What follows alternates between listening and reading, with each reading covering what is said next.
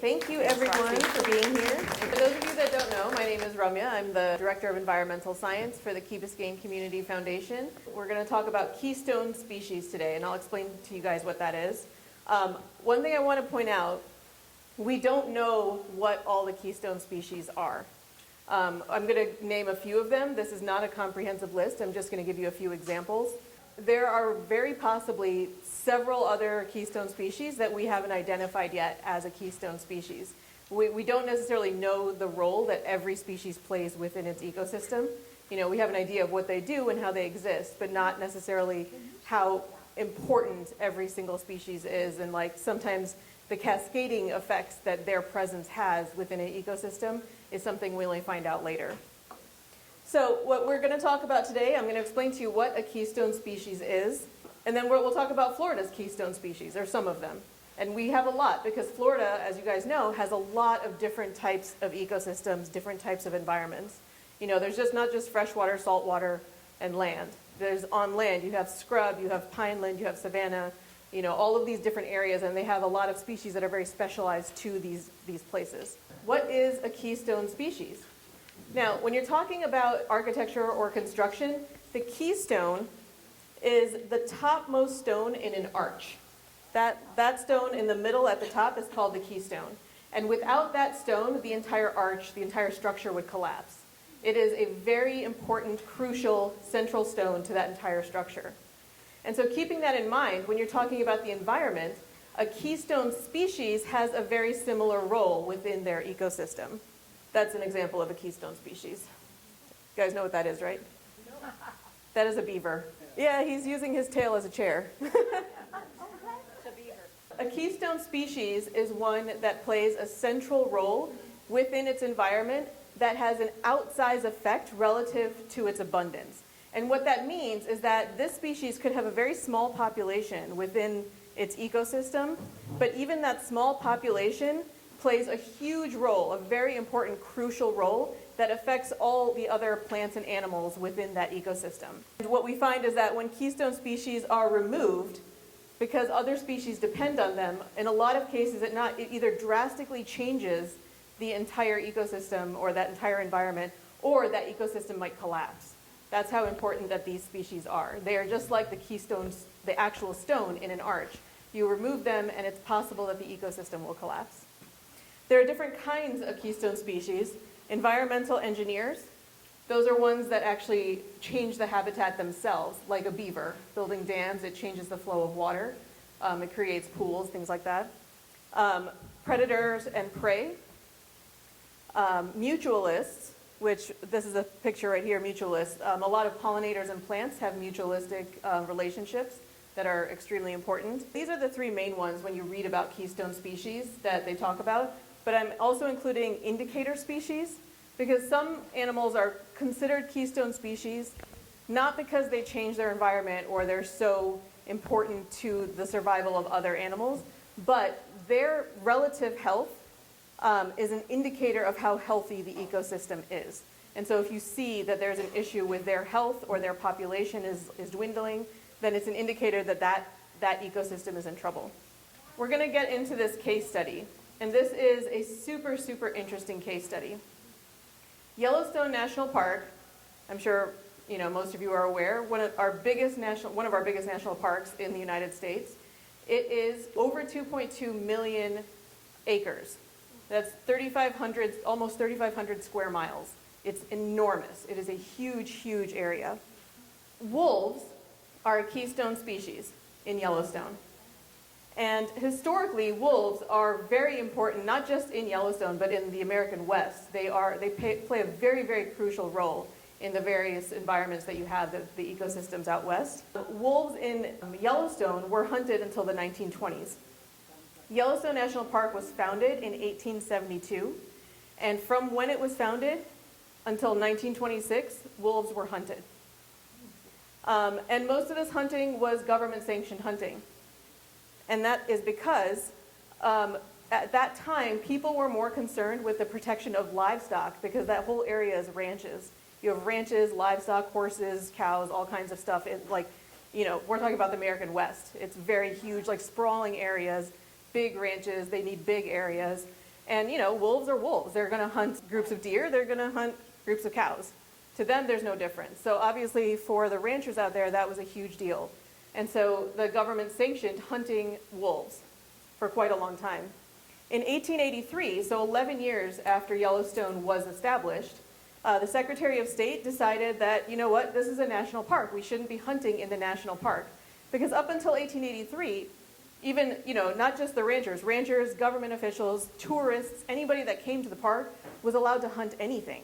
Not just wolves. They could hunt the elk, the bison, the bears, the eagles, whatever they wanted, that was allowed. And so in 1883, they issued regulations that stopped hunting of most animals, but it did not extend to wolves. And the reason the hunting stopped in 1926 is because the last wolf pack in Yellowstone was killed in 1926. So they hunted wolves to extinction within Yellowstone. And they didn't realize at the time the importance that wolves play within the ecosystem. They were just thinking from a very sort of human-centric view of everything. We're worried about our cattle. We're worried about our ranches. Wolves might attack people. They're looking at it just from their point of view and not from the point of view of the entire ecosystem. So what happened when the wolves left? Elk overpopulation. Immediately, the elk nothing was there to stop them. And they just started breeding like crazy. They were able to proliferate throughout Yellowstone, and not just Yellowstone. Yellowstone doesn't have any fences. So the animals within Yellowstone travel in and out of Yellowstone all the time. So, the elk were just out of control. People were trying to control their populations through hunting. That had a very minimal effect. And what they did was they overgrazed the land. They destroyed all of the grasses. The sapling trees that you would have growing, the willows and the aspens, were all removed by the elk. And what's really important to understand is that a lot of this happened along the riverbanks because that's a very desirable area. That's where you're going to get the healthiest plants because they're getting the fresh water and everything. What's important to realize is that all of these plants growing along the riverbanks, their roots would stabilize the banks. So that way the soil was not easily eroded.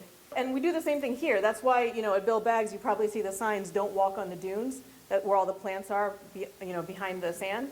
Those plants stabilize the sand because their roots are that important. Without those plants there, the erosion of the beach would be, inevitable, very quick. It would happen much, much faster. Those plants are really important along the beach, just like they're important along the riverbeds or the riverbanks and the creek beds. What would happen now, you don't have these plants anymore. The elk are overgrazing. They're removing all the baby sapling trees, so the trees are gone. The grass is gone. There's nothing there to stabilize the bank. So as the water is flowing through, it's eroding the riverbank. And it's making the rivers and creeks wider and wider and wider. And what that does then is make the water flow faster because there's not all of these curves and things to slow down the water. You don't have the trees anymore. I mean, not to say there's no trees at all, but they're not along the riverbank, and that's where they're most important for a lot of these animals. The water's moving faster. The trees also provided shade along the rivers, and that helped cool the water. So what happens now is the water is moving faster, and it's heating up. Faster water is not good habitat for beavers. They don't like fast-moving water. They like slow creeks. Those are easier to dam for them, to create their dams. So now you're removing your beaver habitat, so the beavers are leaving.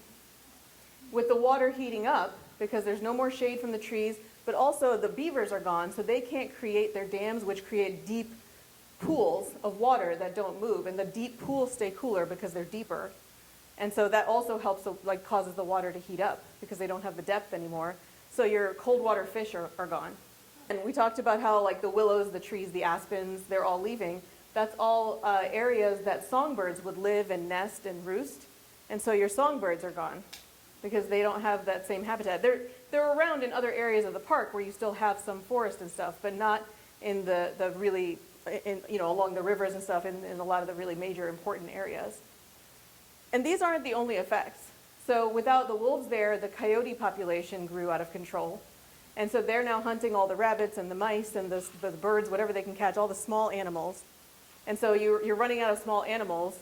And then you lose birds of prey, like eagles, that also feed on rabbits and mice and small songbirds, things like that. So birds of prey are leaving. So it had a huge effect over time as the wolves were gone, all of these changes started happening. Over the 70 years that wolves were gone, they studied this and they saw these changes happening. And which, by the way, I don't know if I mentioned this, but that picture there, these are hunters in the 1920s, and those are all wolf pelts. Yeah, they were huge, huge wolves, and obviously they're all fresh. These were all killed around the same time, and they're just, but that was okay at the time. So in 1995 and 1996, they started this initiative. There was a lot of pushback to get this approved, especially from ranchers, because they're like, this is going to be dangerous for our cattle. But eventually it was approved. They trapped 31 individuals from Canada, wolves, and released them into Yellowstone. Those 31 individuals, remind you, this is basically at least 100 square miles per individual when you look at it, the size of Yellowstone versus the number of wolves. 3,500 square miles of land, 31 individuals of wolves that were released. And almost instantly, they started seeing changes. Within 20 years, okay, 20 years isn't instant, but there was instant changes, especially among the behavior of the elk. They would stop grazing along the riverbanks because that was a dangerous place for them. It's out in the open. So they would start staying up in the uplands where there's more trees where they could hide. And so that made a huge, huge difference. That change in behavior because of the presence of wolves made a huge difference. And what you started finding, within 20 years, the plants were able to fill in along the riverbanks. So they stabilized the banks, the soil stopped eroding. So now the channels of the riverbanks are narrowing. The creeks are narrowing, and they're becoming more winding, which causes the water to slow down. So that then brings back the beaver habitat. And basically in reverse, you have that same cascading effect, but in a positive light, because now you're bringing back all of that biodiversity. So the beavers returned, they started creating pools, so then you have the fish coming back. That biodiversity of animals increased again. And then these pictures are just to show you what happened with the plants. Right here, this is 1991, so 4 years before they started introducing wolves. And then 2020, so about 30 years later, these are 30-year-old aspens growing along that same riverbank. And it's hard to see a little bit, but even the width of this river has gotten much narrower here. And it's, you can see how dark it is here and how it's like kind of a light color here. It's because this is much more shallow. This is a lot deeper. You can see like the ripples here because it's moving really fast. This is moving really slow. So, within 30 years, you see these very, very obvious changes. Here, this is just a 4-year difference. In 2006, this guy's holding his stick here to show you the height. This is, these are aspen trees, I think. And this is just the grasses that are growing in that area. There are some like aspen seedlings and probably willow seedlings, things like that. But just to show you, it's, it's about up to his knees or so. And then here is that same guy, 4 years later, holding that same stick. It comes up to here. There's a big seedling right next to him. It's not even a seedling anymore. And he's almost buried in there. It's up to his shoulders. And so, the original kind of environment that used to be there back in the 1800s is returning. It's, and that's a very quick change in just 4 years. The wolves killed coyotes, and as a result of that, the number of rabbits and mice began to rise, which meant more hawks, more weasels, more foxes, more badgers. Ravens and bald eagles came down to feed on the carrion that the wolves had left. Bears fed on it too, and their population began to rise as well, partly also because there were more berries growing on the regenerating shrubs. The wolves, small in number, transformed not just the ecosystem of the Yellowstone National Park, this huge area of land, but also its physical geography. So before I get into the Florida species, just a few more things about this case study. As you can see, the video basically said all the same things as me. It had a huge, huge impact, just a very small number of wolves within a huge area. And now the wolves number, it varies from year to year, but they number between 90 and about 120. And that is a stable population for them within Yellowstone. They don't need more than 120 individuals to have a healthy population to keep the ecosystem in check. So that's like the perfect example of what a keystone species is. They don't have to be like a small number of individuals necessarily, but a lot of them are. but even that small number has a huge, huge cascading effect throughout the entire ecosystem. So now, bringing our attention a little more closer to home, let's talk about Florida. So corals, in particular certain types of corals, are known as keystone species. And they're both mutualists and technically kind of an environmental engineer. Pillar corals, you don't really see them very much around Florida. We used to have more. I've actually never seen one in Florida, but I have seen them in the Caribbean in various places. But they are considered a keystone species even in Florida, even though they're not really around. They are an integral part of coral reefs. They are basically create habitat. They are the habitat for a lot of fish. And not just fish, lobsters, shrimp, mollusks, all kinds of things. Pillar corals can grow 6 to 8 feet tall. That's generally pretty normal. This one here is probably about 20 feet tall. You can see the diver right next to it. That's an enormous one. But they are, a very, very important habitat for not just ecologically important species, but also for us, for commercially important species. They play this very vital role of creating essentially housing and safe haven for a lot of different species of animals.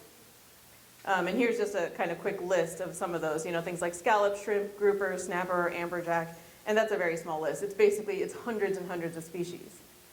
And looking at it that way, staghorn coral and elkhorn coral play the same role. These are much more common. They are endangered, but they're much more common. If you've ever gone snorkeling, you may have seen some of these. Elkhorn coral, I think, is a little less common. But what they do is they grow pretty tall, they can, but they also branch outwards. So they take up a lot of space laterally. But because of all the branching that they do, there's a little fish right there in the middle, they do the same thing. They create essentially safe haven and housing for hundreds of different species. And these types of stony corals are basically the, what's the word I'm looking for? They're the base for coral reefs. You need stony corals in order to have a healthy coral reef. These are all stony corals. And you have all these layers here. It gets very deep and gets very, very shallow. And you have lots of stony corals all the way down, and they continue to build on the reef, and they build the basis, the foundation of what grows on a reef. Without stony corals, you would not have a coral reef. And there are other types of corals that are not stony corals, so that's why I keep saying stony corals. But this is the stony corals, and particularly the branching stony corals. They make the foundation of the reef, but then they also provide the habitat for different animals to live within. And this is what's going on right now in Florida. So I already said all of that. Stony corals are really important, blah, blah, blah. They provide the basis for other animals, even other sedentary animals that don't move around. So you have oysters, soft corals, tunicates. These are all animals that live in the water, but they don't move. A tunicate is a very, I don't even really know how to explain it. It's a very ancient type of animal. Kind of looks like a sponge, but it's a filter feeder. They're weird looking. So you find all of these things, they attach to something and they just live there. But they need something hard and something solid to attach to, and that's what these stony corals do. And what you find in Florida, so this is a very healthy staghorn coral growing here, all these fish hanging out around it. That's a huge elkhorn coral. You can see how big it is compared to the diver. And these are the kinds of corals we used to have here. And the problem is that with development, with changes in water quality, this is what it's become. Now, that's very pretty colored, but what you see here are all soft corals and like sea fans. So these are basically, they're called soft corals for a reason. They don't have the stony undergrowth, the skeleton that these other corals have. And so there's no safe hiding places here. There's no housing that a fish or a lobster can find here. These corals move back and forth with the flow of the water. There's nothing there to protect anything from getting squashed or from getting chased and caught, whatever it is. And it's essentially very similar, if you're looking at it on land, it's similar to changing a forest into a savanna. That's essentially what's happened with the coral reefs. And so a lot of Florida's coral reefs have turned into soft coral reefs rather than hard coral reefs. And again, so you remove these hard corals because they're a keystone species, and it changes the entire ecosystem. You have different types of animals that live in soft corals that you won't find in hard corals. And so you have a completely different ecosystem now. Reptiles. There are a lot of different types of reptiles that are considered keystone species. I'm going to talk about 3 of them. At least 2 of them you guys have definitely heard of. But first, alligators. We all know the alligators. And, you know, they play a similar role to the wolves, right? They're predators. They help keep the populations under control of various animals. More recently, they've been helping with invasive species because that's a huge problem we have here in Florida. A big alligator will catch a Burmese python and eat it. Or a feral hog or something like that if it gets too close to the water. But their bigger contribution to the ecosystem are alligator holes. And basically, these are these deep holes that they create just by moving their body around in like an area of soft mud where there's like, you know, water coming in. And they create these kind of divots in the water. And they're fairly large. And those alligator holes then play host to birds and to turtles and sometimes fish and all kinds of other animals that, like, you know, are used to having these alligator holes around. And that's where they learn how to, you know, they're like, oh, we can catch our food here, we can like live here, it's safer, because nothing's going to mess with this alligator hole because there's an alligator in it, you know. And the alligator may not be interested in something as fast as a turtle. Not to say that they wouldn't eat a turtle, but turtles are fast, and alligators may or may not be.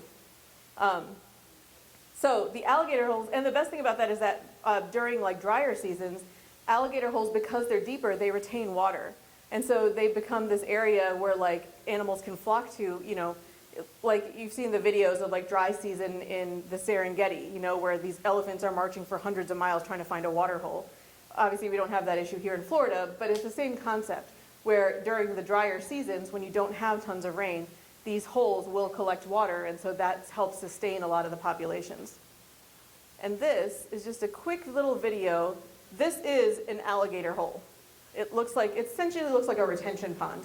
And it's just the alligators' movement, kind of pushing themselves into the soft dirt, moving it around, has created this large kind of pool that collects water. And then they like to hang out in there. And this is where a lot of those jokes about there's an alligator in every puddle in Florida come from. It's because there is. Because they make the puddles and then they live in them. But this is just to show. So, you know, you can see there's a stork that's using the alligator hole right there. There's a blue heron in the background. Sorry, the video's all shaky. It was the best one I could find. There's actually more than one alligator in here. You'll see more than one here in a minute. Not really, no. Not unless they're starving, but, you know, there's a vulture back there drinking water. Yeah, there's 2 alligators. There's a tricolored heron running by. So, you know, there's a lot of animals that are using this space. And you know, they need it and they like it. There's a cattle egret right there. A bunch of reasons, actually, that alligators are very important. They are a top predator, which is very important for keeping animal populations in check. But they are also, to some degree, an ecosystem engineer. They make these areas, these holes, that other animals have learned and evolved to depend upon. We have the eastern indigo snake. Now, you may not have heard of this one. It is only around in the southeastern United States. It is all over Florida. Fun fact, it is the longest snake in the United States. It can grow up to 9 feet long. You don't see them, they're very shy. They are also non-venomous, so if they bite you, you'll be fine.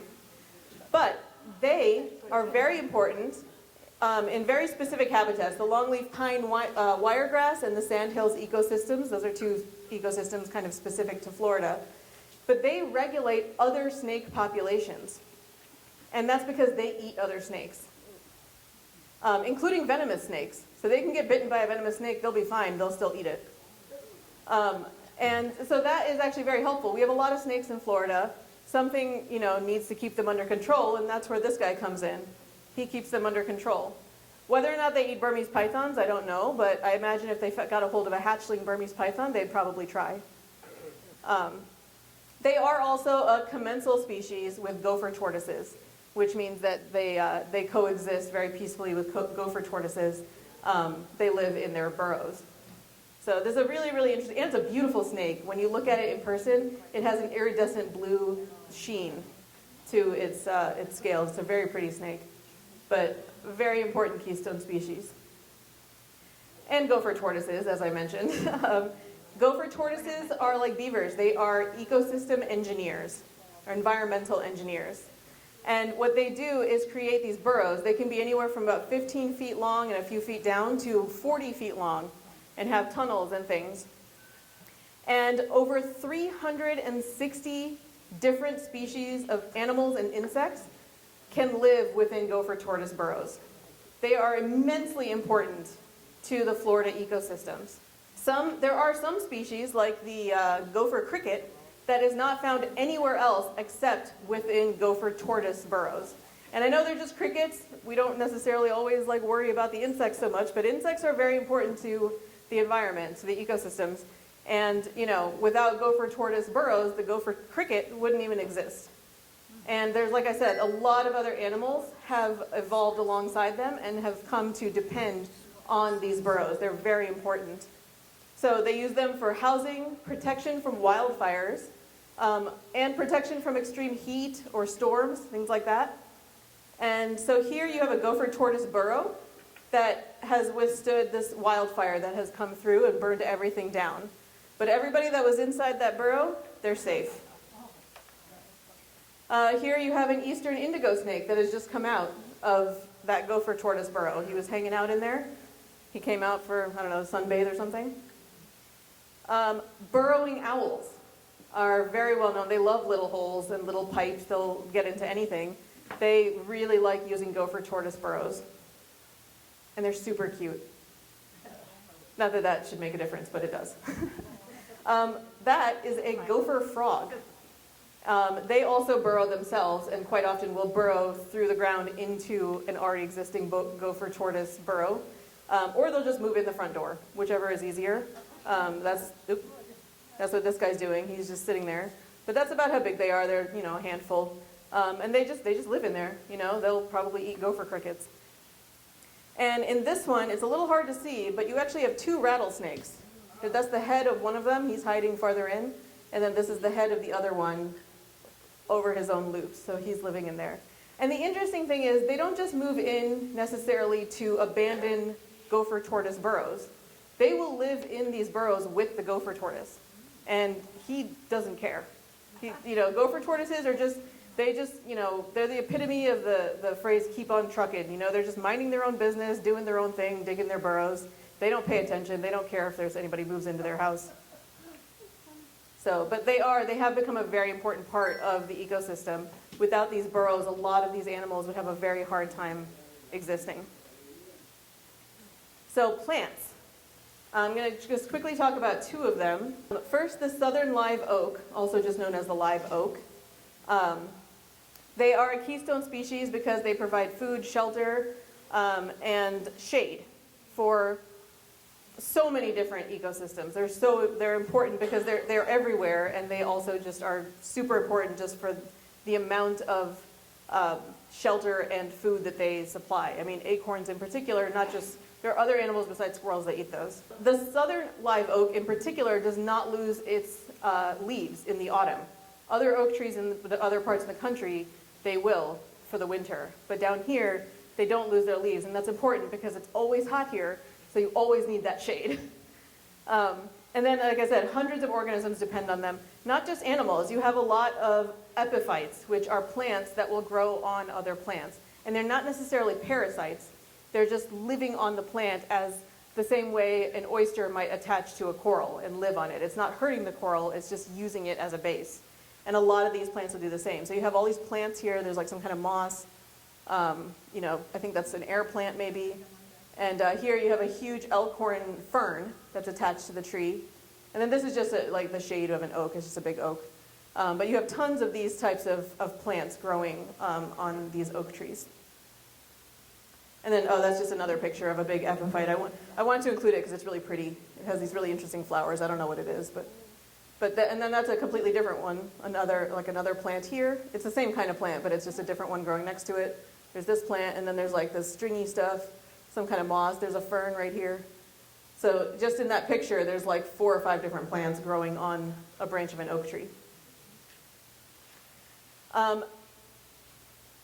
Aristida stricta, also known as Keystone bunchgrass. It is this ugly little grass here. It doesn't look like much. However, it is a foundational grass species in the longleaf pine savannas. It is very, very important. And specifically, it is important because it has evolved to burn very easily. And a lot of these areas require frequent wildfires. Wildfires, we worry about those, especially the ones, that we keep hearing about that happen out in California. They destroy everything. Those are not natural wildfires because the environment has changed so much. There's a lot of drought and things like that, so there's a different thing happening. Wildfires in general are a natural phenomenon, even out in California, but the way that they're happening is changing. The same thing here. We have natural wildfires, and we're supposed to, and there's a lot of plants that have evolved to require these natural wildfires in order to stay healthy. And this guy is the culprit. It is specifically evolved to be set on fire by lightning strikes. I mean, really anything probably, but lightning strikes is what would happen in nature. But the wildfires help maintain the habitats, the savannas, sandhills, pine flatwoods, wherever you find these grasses. Areas that have experienced wildfires have increased water holding capacity, which is really, really important for the health of the ecosystem. And the soil structure is better. The burned leaves and the burned plants provide nutrients to the soil. And so it keeps it very healthy. And then this is just an example. They burn very quickly. So this fire will go through here fast, pretty quickly. And what happens is that these trees don't really get burned that much because the fire passes by them pretty fast. So they're not really hurt by the fire very much. And so that it doesn't affect them. It just burns out the bottom part and kind of clears out the brush, and then it can start coming up again. And then there's a lot of animals that need that new growth in order to eat. They prefer that new growth. And so when you don't have that, these animals have trouble finding things to eat. Birds, I'm just going to talk about two. There's more than two. Quickly, the red-cockaded woodpecker. Other woodpeckers have similar roles, but the red-cockaded woodpecker in particular, it makes these holes in pine trees. Pine is a very hard wood, and it does this in live pine trees in particular. So those holes stay for a very long time. And those end up becoming a very important habitat to other birds that want to nest, to squirrels that are hiding from wildfires, to lizards, to all kinds of things will move into those holes.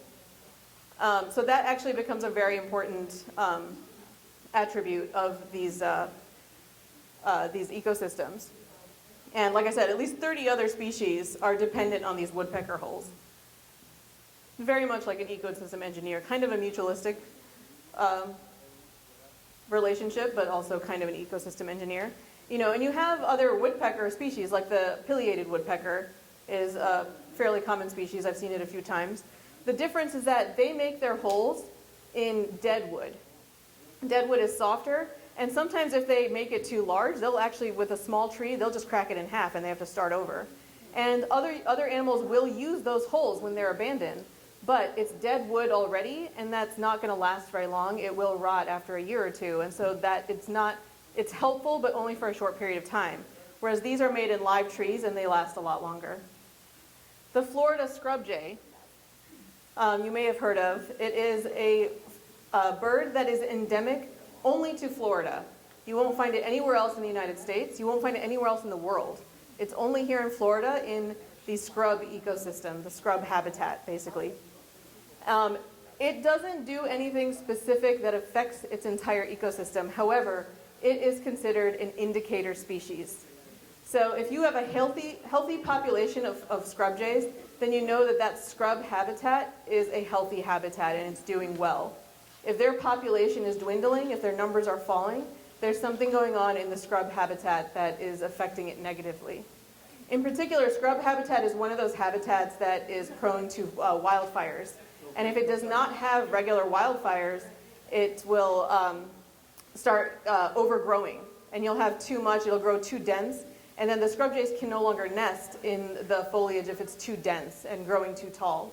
So that's an indicator that, okay, something's happening, it's not getting the wildfires it's supposed to, which means the soil is probably also not retaining water like it should. It's not getting the nutrients that it should be getting regularly with these wildfires. So you can kind of see how, it's indicating that there is a problem that, again, has cascading effects. Manatees, again, are not specifically an animal that affects their environment heavily, but they are an indicator species. They are important in some ways because they are like, little aquatic lawnmowers. They keep aquatic vegetation under control so it doesn't, grow too far and like too much. The problem we have now is that our water quality has decreased, and so the vegetation is dying out anyway, and the manatees are starving. But as an indicator species, we find that if something is going on with manatees, if their population is dropping, if they're behaving strangely, then we know that something bad is happening in their environment, in the water. So an example of that is what I just said. Their population started dropping. We started seeing a lot of manatee deaths the last couple of years. And what they found out is that the water quality in certain areas had dropped so significantly that the aquatic plants that they require, the seagrasses, had started dying off. And that's what was happening with the manatees. They were dying off because they were starving. And so that was a very, very important indicator that our water quality needed to be checked and needed to be improved. If there's a manatee in the water that is behaving strangely or having a seizure or something like that, that generally indicates that there is a red tide going on. Red tide, they're not like us. If you go out where there's a red tide, you immediately feel it on your skin. It will start itching, it'll start burning, and you can hightail it out of there. A manatee swims into that and doesn't have any idea how to swim out of it. It's very sad. And turtles also, but they are an indicator species of how severe a red tide is. And they also, of course, share their habitat with other animals. There's an alligator right there. And the Florida panther, one of my favorites because they're so pretty. They play a very similar role to wolves. They are an apex predator. They keep other animals, their populations in control, in check, make sure that things don't get too out of hand. They are mutualistic with black bears. If they leave like any carrion behind, black bears can eat that, and vice versa, really. But because they are so important to our ecosystem, a lot of their habitat is protected. And what that does, when you have all of this protected habitat, that also then in turn protects these other very important species like bobcats, white-tailed deer, and black bears. I don't think we're in any danger of losing white-tailed deer because they're overpopulated throughout the country. But black bears, absolutely. Bobcats, absolutely. So some of these are they're ecologically important, but they're also very highly endangered. And again, they help keep the populations under control for deer and also feral hogs, which are an invasive species, but they help keep them under control. Nuisance species, again, feral hogs or other things that they can catch that are invasive, that's always helpful. And then by protecting their habitat, because they are so important to our state and to the entirety of Florida's ecosystems, that helps protect the watersheds that are throughout the states. The Florida panther is one of the defining reasons why this project started called the Florida Wildlife Corridor. You may have heard of it. If not, you can read about it at the floridawildlifecorridor.org. But the idea is to create this area, all of this green within the state of Florida should be protected lands. And it's essentially a corridor, it's a hallway, so that animals like the Florida panther that travel long, long distances throughout their life, they have a safe way to get from one area to another. They don't have to go through populated areas. Hopefully, they're going to have to cross roads, but in theory, in a wildlife corridor, you can make ways for them to cross the road safely. Right now, vehicle collisions are the #1 cause of Florida panther deaths. But this is what we are hoping for. This is what we currently have. These light green areas, I know it's a little hard to see. So there's still a lot of work, especially to do right here. There's this huge green area, and there's none of that there. But kind of throughout this whole area, it's very, very patchy. It's not really a corridor, it's like islands. And so it's really difficult for these animals to jump from island to island. They have to travel through places that are not protected. And it doesn't mean that all of these areas are inhabited, or that they're even, developed. They may not be. A lot of this is actually forested area. The problem is that it's not protected. So there's a lot of things that can happen in an area when they're not protected. But yeah, if you want to know more about that, you should read, go look at the website, floridawildlifecorridor.org. These are some of the pictures of the other animals that would exist within the corridor. That's a crested caracara. That first one was a white-tailed deer, obviously. Bald cypress, cattle egrets, some kind of aquatic turtle, black bear. That's not a barn owl, that's a barred owl. And just to give you an idea. And finally, this is the last one I wanted to talk about. I just called it others because it doesn't fall into any of the other categories. It's an invertebrate, and it's a horseshoe crab. Horseshoe crabs are super, super interesting. First of all, and I wrote this last, but they have been unchanged for almost 500 million years. They are living fossils. That is a fossil that is millions of years old, and they look exactly the same. But their disappearance could cause an ecosystem collapse. They are very important in ways that we don't even consider. They play an important role in bioturbation, which basically means that they dig around in the dirt and they help oxygen reach deeper levels of dirt. Just kind of stirring up the marine sediments brings up nutrients for other smaller animals and insects and things like that to eat. It oxygenates the soil, and it keeps things from getting too stagnant and too rotten. And then they also eat a lot of these little benthic organisms. Benthic just means that they dwell on the bottom of the water, like the ground within the water. But they eat a lot of those, so they keep their populations in check doing that. It seems like a very small thing. That is essentially the base of the food web where they live in their ecosystem. So without that, the entire thing would collapse. That is the base, that is the bottom most important part. Kind of the opposite of a keystone, actually. Instead of the top, it's the very bottom. There is some studies that say that they can accelerate the carbon cycle, and that's basically removing carbon from the water, from the atmosphere, and sequestering it. But I couldn't find a lot of information about that, so I just kind of put that in there with a question mark. So I think that's still kind of a new area of study. But like I said, they help maintain the food webs. Without the food web, the ecosystem can't exist. So they are actually very, very important. And they're just really cool and really weird. Protections, everything except for the plants that I mentioned, all of the animals I mentioned are protected under the Endangered Species Act because they are all endangered, every one of them. And a lot of them also have state level protections, like the Florida panther is our state mammal or something. Or maybe that's manatees, I'm not sure. But they do have state level protections. Some of them don't. Gopher tortoises do. Bears only kind of. They still open bear hunting season like randomly. And of course threats, they all face threats. I talked about a lot of them.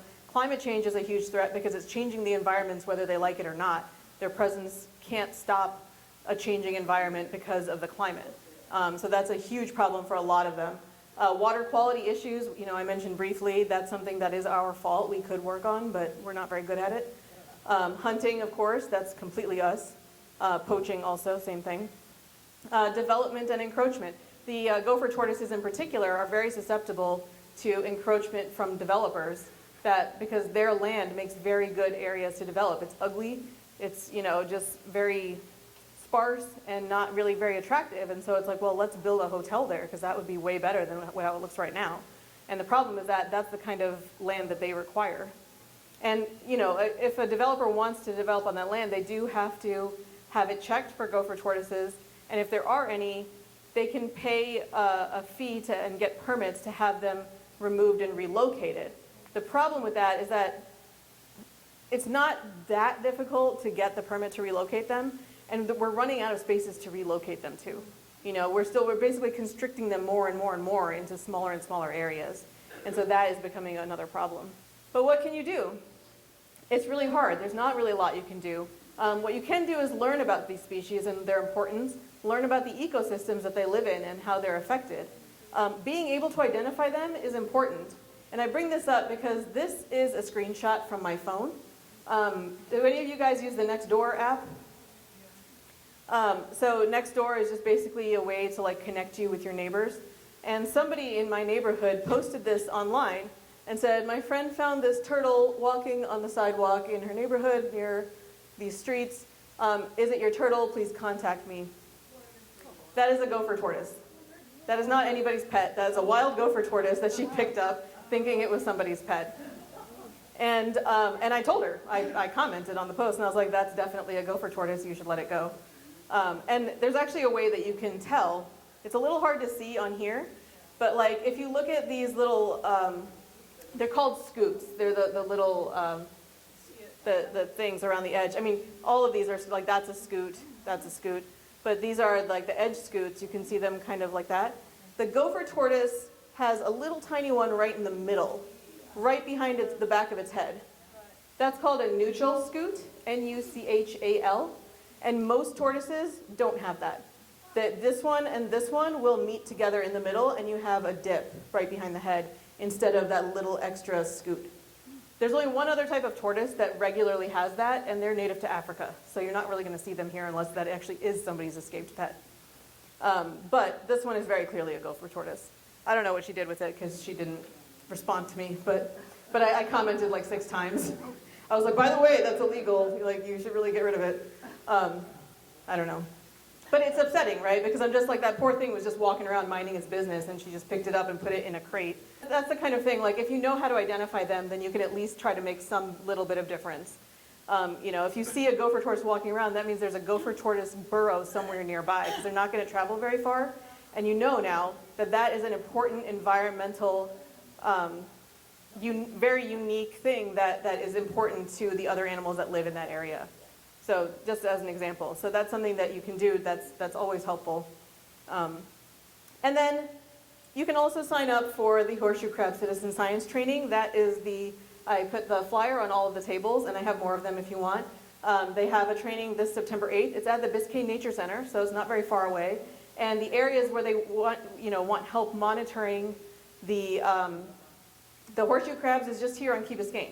So you don't have to travel off the key, you don't have to do anything, just go to the training, learn what it's about, and then you're not obligated to do anything. Like if you go to the training and you're like, yeah, this isn't for me, then that's totally fine, you don't have to do it. But it's kind of fun, and it gives you like an excuse to go to the beach as if you need one. Monitoring the horseshoe crabs is a really, really important data set that state is collecting to keep track of what's happening with their populations, because as I said, if they are gone, that is going to cause very likely an ecosystem collapse. And right now, like, a lot of our ecosystems are already on the brink, so we don't want that to happen. And that is it. If you guys have any questions, let me know. They wanted to build golf courses, pickleball courses, hotels, all that kind of stuff in several of the state parks.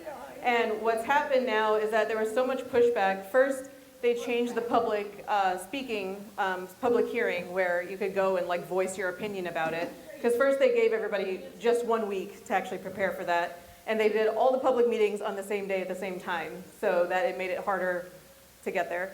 But they've changed that now. They pushed that back a week, and then they followed that up with the administration putting the entire plan on the shelf. I don't know that they're not going to try it again later, but right now it's not happening, thankfully, because it was ridiculous. The entire point of having a state park is so you can be in nature and see nature. Like, I don't go to the park to see a pickleball course. It just seems ridiculous, but... Thank you so yeah, much. exactly. Yeah. Thank you so much, ma'am. No, but thank you for bringing that up. I mean, that's a really important point, though. You know, like things like that will happen, things come up where they try to make these huge sweeping changes, and that's not only is that against the mission of the state parks, that's going to affect things like the Florida corridor, the wildlife corridor, and things like that. So, I mean, we're trying to help protect all of these species, and we're trying to show how important they are. And then at the same time, you have these other initiatives going on that are working against that, whether they mean to or not. I think it's more something that they're just not really paying attention, or they're more worried about how much money that they can make. Cultivate them in their labs. They are not doing anything that I'm aware of. This citizen science training is not specifically through Rosenstiel, but the woman that's doing it, she actually has an office at Rosenstiel. I don't think that they're being bred in captivity because I don't know that they have actually figured out how to do that yet. They need very specific conditions in order to do that. I could be wrong about that. Maybe they have figured that out, but I'm not sure. But as far as I know, at least not here in Florida, they're not doing anything like that. So it's just, as of right now, it's just a matter of finding a way to protect them. 500 million years ago. Yeah, 445 million years old. Yeah. What happened to that with its evolution? Why did it stop? I mean, it hasn't changed. So it's not necessarily that it just hasn't changed at all. It's possible that it's changed in certain ways internally. that, externally it might look the same, but internally maybe it can now withstand different temperatures than it used to live in, or it eats different food. There's probably changes that have happened, but as far as, their exterior appearance, they really haven't changed very much. And that it's all about selection. If there's nothing that is selecting against the way that they are shaped and the way that they move and that kind of thing, there's no reason for that to change. You have to have some kind of pressure happening in order for them to change. A good example of that is if you read about Charles Darwin studying the beaks of finches in the Galapagos Islands. They're all finches that originally were from the same family before they split into the different islands. And then over time, their beaks started changing shape because of their food sources. So some of them needed longer beaks to be able to fit into little crevices. Some of them had shorter, stronger beaks for crushing nuts, things like that. And so even though they were all very closely related, over time there was different pressures that caused those changes. So if there is no specific pressure, then you're not necessarily going to see any changes. What is the biggest threat to them? So the biggest threat is cars. They are killed by cars. Currently in the state, there is anywhere from 150 to 200 Florida panthers in the entire state. That is a low number for them. It should be higher than that, but it's been very difficult to bring them back to higher numbers. I will say, however, in the 70s, they numbered about 20 to 30 individuals in the entire state. So we've made a difference. We have 10 times more now, like about 200, but that's still a very low number for the state. I'm not really sure. Some of them have collars and some of them have tags, but there are biologists that specifically specialize in tracking them. I don't really know enough about it, but Tunnels underneath the road someplace. there are some of those, yeah. And that's the kind of thing that they want to include in all of the wildlife corridor areas so that they have a safe way to pass by roads. But yeah, vehicle collision is the #1 killer of Florida panthers. Is mutualist and symbiotic the same thing? I didn't say symbiotic, I saw a lot of mutualists. Right, so it's a similar idea. Mutualists don't, so in symbiosis you have two species that depend on each other. Mutualists don't necessarily depend specifically on each other, but they help each other. So like a bee won't just only visit one specific flower, it's going to visit all of the different flowers of the different plants. But in doing so, it's pollinating all of them, and they're all being helped by that. Whereas like a symbiotic relationship would, I'm just going to make one up because I can't think of one. Anemone. Oh no, yeah, exactly, there you go. An anemone or corals, they have zooxanthellae, which is the colorful algae that lives in their tissues. Zooxanthellae does not live outside of corals, but it is a separate organism. So, and that's when corals bleach, it's because they expel all of their zooxanthellae. So bleached corals aren't necessarily dead. They've just gotten rid of all of their algae, and now they're like a white, clear color, because you can see the coral skeleton underneath. It's very rare that they can recover from that, so they do end up dying, but that's essentially what that is. So the zooxanthellae perform photosynthesis and create food for themselves, but then that also feeds the coral. And then the corals have stinging cells, and so the zooxanthellae is safe from being eaten because they live within the coral tissue, so then they can't be eaten because the coral protects them. So in that case, it's a symbiotic relationship, but you're not going to find that zooxanthellae living in an oyster, for instance. It's not that kind of relationship. So a symbiotic is very, very specific to two species, whereas mutualistic is a little more spread out than that. They're not dependent, but they help. Okay, any other questions? Okay, thank you guys so much. Sorry I ran a little over.